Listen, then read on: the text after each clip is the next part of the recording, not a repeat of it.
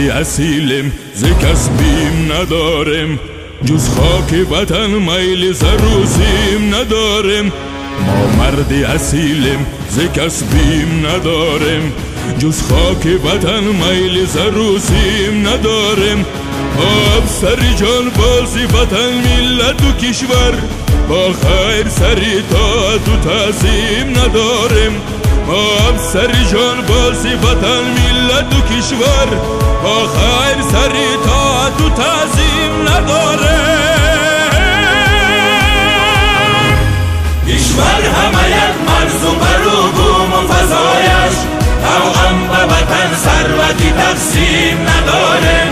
ما سرزگیره بان بیبرارم به خدمت، به امر وطن مقصد و تصمیم ندارم.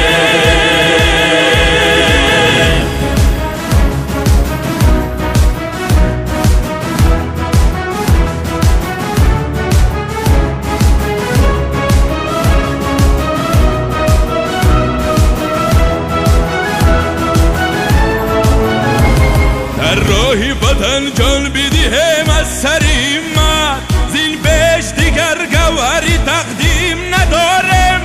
از بحری وطن خورده چو سوگند صداقت، هرگز ادا حاجتی تعلیم ندارم.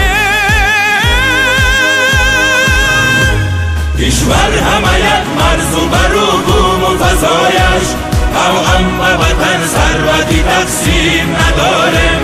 ما سرزگیره بان بیبرارم به خدمت، به امر وطن مقصد و تصمیم ندارم.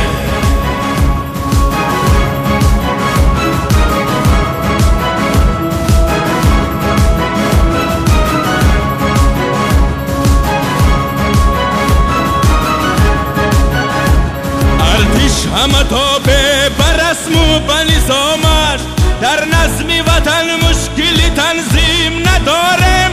ترخم ننمای